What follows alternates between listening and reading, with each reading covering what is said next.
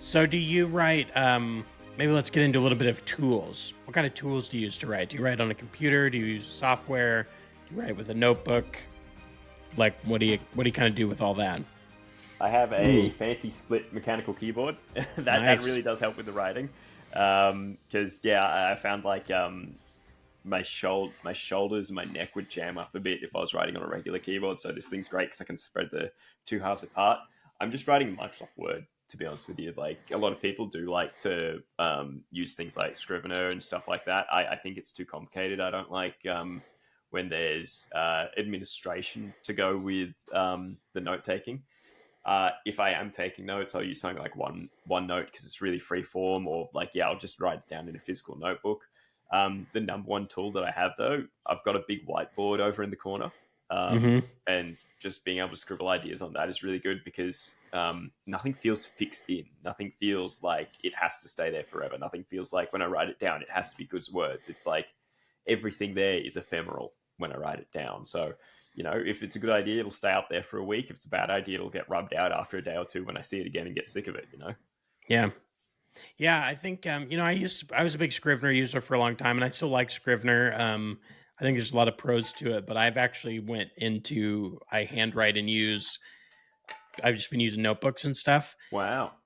and part of the I just it feels just like I can just sit down and write. Like it kind of takes all Mm. the pressure out of it, and I agree with you. Sometimes when you use something like Scrivener or whatever, and again, like they're great programs, you can really organize well. Like I love using it, but it's also it kind of adds that pressure of like it's got to be Mm. organized and it's got to use all the tools available within the software.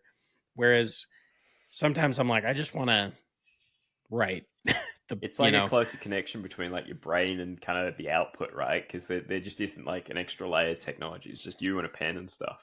yeah. And it also helps with distractions. So I'm not, I'm Mm. my phone on me or getting pain.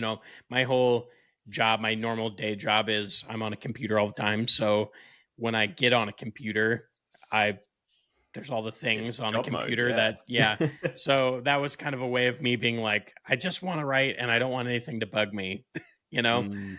um, I do, and I really like using Notion. I don't know if you've ever used Notion for anything. It's, Um, it's a name I hear around sometimes. What is it exactly? Sorry. It's more like a productivity software. Like most people All use it right. for like it's kind of a blank canvas though. Like you can basically build and do whatever you want in it. But I like it Mm. for you can do like Kanban boards and all sorts of stuff. But I like it for just outlining, keeping notes, like because you can drag stuff around and All right. so Yeah. that Cool. works. So I kind of have like a all my notes and things I keep digital so that it's easier to move things around and stuff. But then when I do the Mm. writing, I have been writing in a notebook. So Yeah. yeah, it's kind Nice. of Oh, a that's pretty cool. I have rev- done like a couple written scenes in a notebook when I've gotten a good bit of writer's block. So yeah, I do find that works for me too. yeah. So here's a big question, and it's a bit controversial. No judgment Mm. from me, but do you use any AI? Have you used AI? What do you think about AI? I like to ask people because I get it. You It's a never good know. question. It's like a question. Yeah, it's something that needs to get asked sometimes. Yeah.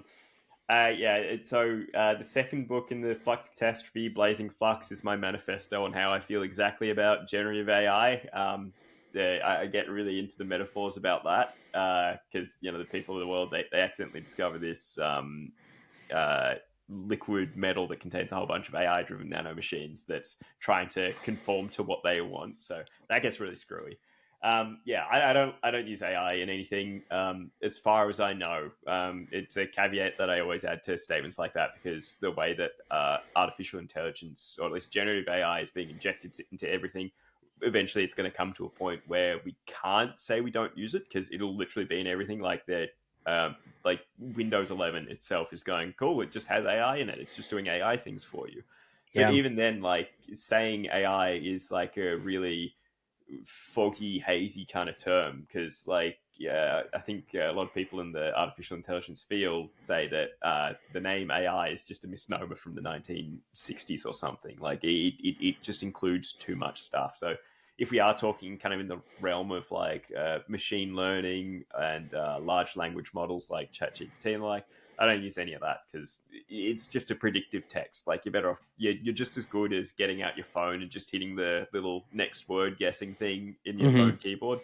Um, I don't use it for advertising images either. I know some people do and find that a little bit of success with that, but uh, I just don't feel right about it. I don't think. I think that it's one of those things where it's a low enough bar of entry that everyone can do it, so everyone would do it, and then all the ads would start to look the same effectively. So I'm trying to use like larger versions of my cover images for my advertisements and stuff, or something else. Like just trying to be creative around that. I feel like that's going to make all my books distinct because, yeah, look, at the end of the day, the whole way that this kind of generative AI works is it's taking the average or the mean result of all the data that's fed into it. So you're only ever going to get like an average product out of it. Yeah. Yeah. When ChatGPT first kind of came out, I did try. I haven't tried this recently. Maybe the newer models or can.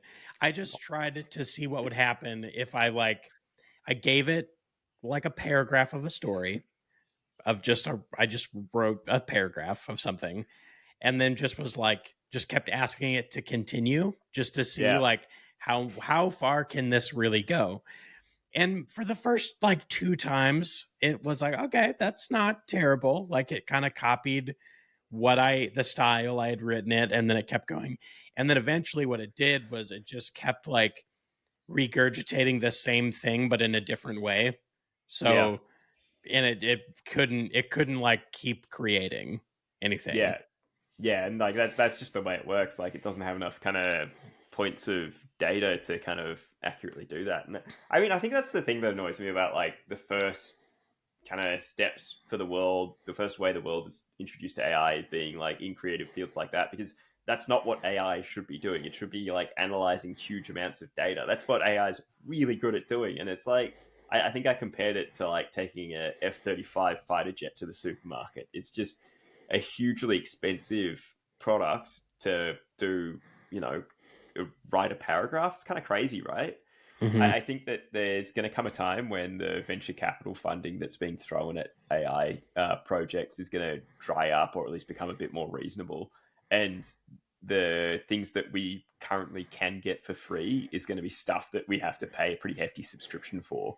And no one's actually going to use it at that point for the ways they're using it now, because like the amount of kind of computing power that I've heard it takes to generate an image is just ridiculous. Like I know there's people getting scared of like AI being able to generate video, but again, like the computing power that probably goes into that is enormous. It's probably easier just to hire the actors and go to the location and film it yourself. It's literally the whole thing about like it would have been more expensive for them to fake the moon landing on a soundstage than actually send some guys to the moon and film it there.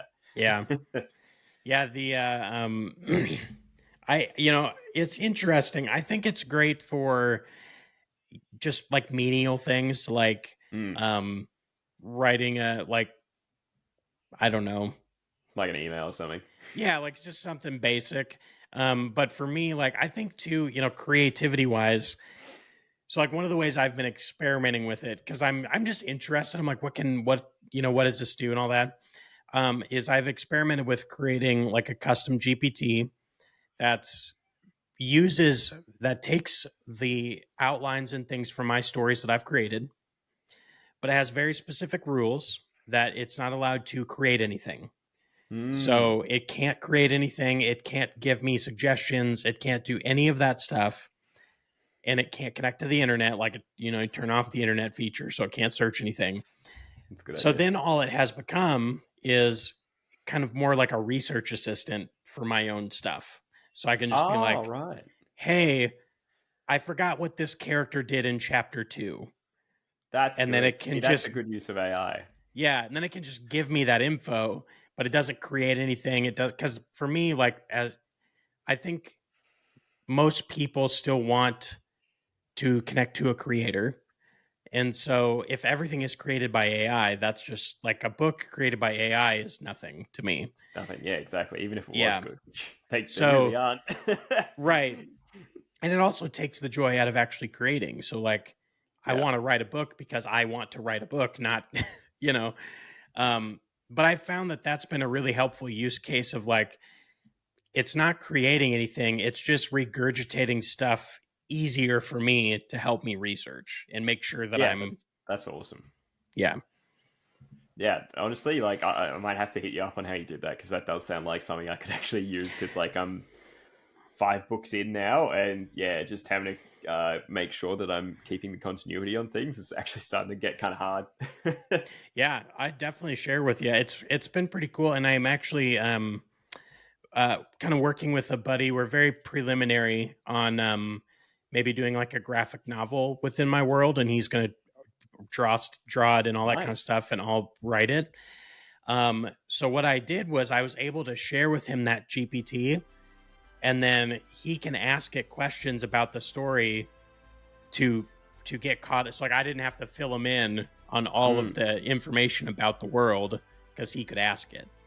Yeah, nice. So it's like a time saver. It's a research assistant. So yeah, I'll definitely send you. We'll chat later, and I'll show you how I did it for sure. Yeah, that's awesome. Yeah, yeah.